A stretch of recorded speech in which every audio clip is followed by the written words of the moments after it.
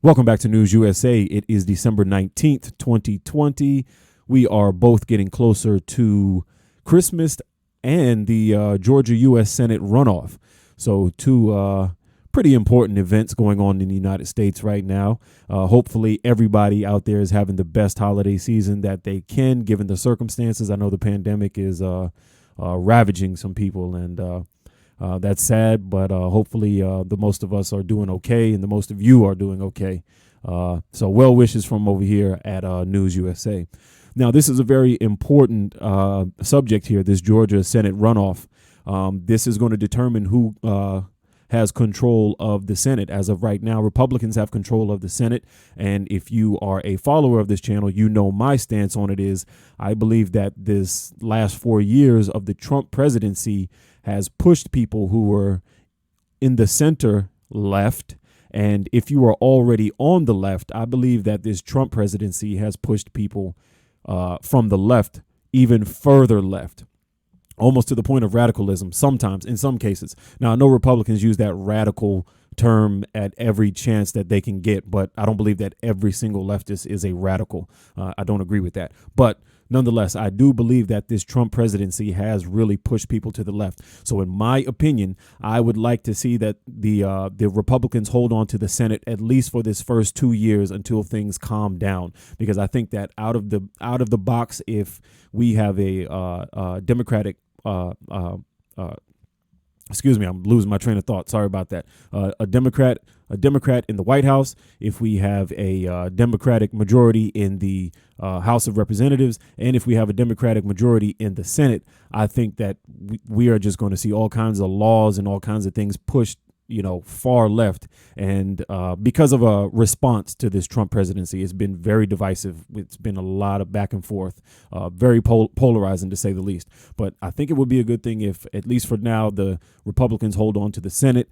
That is, I think that would be a good thing, because that can kind of quell some of the push to go as left as possible to kind of, subvert or get rid of any type of policies that Trump has put into place, or any type of state of mind that he has helped to enforce in the left and the right at that. But yeah, that's just my opinion. You guys may have a different one, but that's just the way I'm thinking right now. Let's get into this story. Turnout in Georgia U.S. Senate runoff approaches presidential levels. Let's take a look at it. Almost as many Georgians have voted in the U.S. Senate runoffs as at the same point before the presidential election, a huge turnout that reflects the high stakes of the race. Over 1.1 million people had voted through Thursday, most of them at early voting locations that opened across the state this week, according to state election data. Such high turnout is unusual for a runoff, very true, especially when compared to presidential elections that get the most voter interest. That's very true. You really don't see this type of turnout for a Senate race or a House race or whatnot. Usually the most engagement is in presidential races. So this is quite a turnout, and about 5 million people voted in last month's election. This is going on. This is information for the state of Georgia. Of course, we know it's not 5 million for the entire U.S. Let's continue. But this runoff is extraordinary, with 2 statewide races on the ballot that will determine control of the U.S. Senate. Republican Senators Kelly Loeffler and David Perdue face Democrats Raphael Warnock and John Ossoff. It also says, in addition, Republican Public Service Commissioner Lauren Bubba McDonald faces Democrat Daniel Blackman. But we just want to concentrate on the Senate for right now. Let's take a look at who's voted so far in Georgia's runoff election. At least 150 people voted early each day this week. That's an incredible turnout, likely motivated by the importance of the race, a very important race to say the least, and an unrelenting stream of TV ads, text messages, and campaign flyers. I can believe that. I was getting tons of them. I don't live in Georgia. I'm just talking about in the presidential election.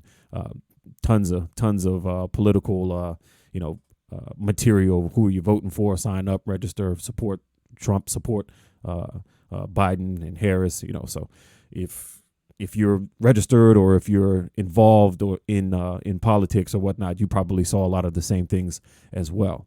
Let's continue on. Votes won't be counted until polls close at 7 p.m. on January 5th, but data on early and absentee ballots can provide clues about who has voted so far. Let's take a look at party preference.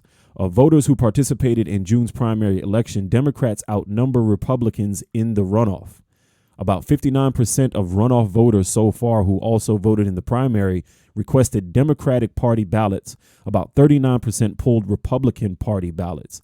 However, 1/3 of runoff voters didn't show up for the primary, leaving no record this year of which party they prefer. Okay. In addition, nearly 76,000 new voters registered since the presidential race.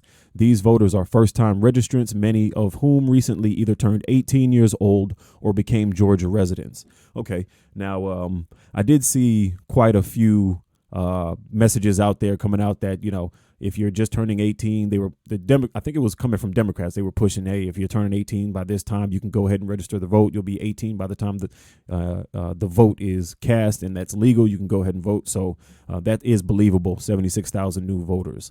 Let's see the demographics. Black voters and voters over 65 years old are showing up in large numbers. About 32% of early and absentee voters whose race is known are black, compared to 27% in the general election. Okay. Older voters who tend to back Republican candidates are also casting many early ballots. About 44% of early runoff voters are over 65, a group that made up 25% of overall general election voters. Over 65 voters are more likely to vote absentee, and they were eligible to be automatically mailed absentee ballots for the runoff if they requested them earlier in the year. About 57% of them returned absentee ballots, with the rest voting in person this week. That's interesting. Among all voters, 57% have voted in person and 43% submitted absentee ballots.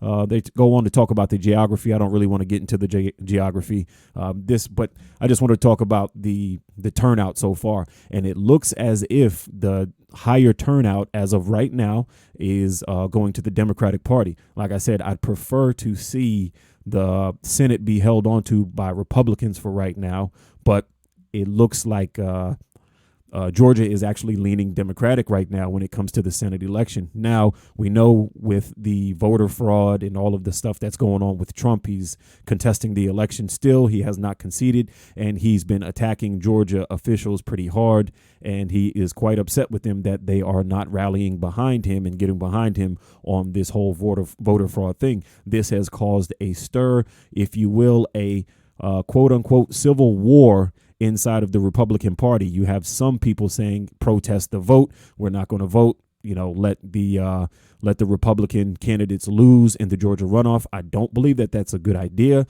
You're going to see policies that you are not going to like if you don't get out there and vote. So I think that the civil war between the Republican Party and them attacking and eating each other right now is actually doing them a disservice. But if you're a Democrat, you love that. Go ahead, keep on fighting so that we can take control of the Senate. We'll have the White House, the Senate, and we'll have the House.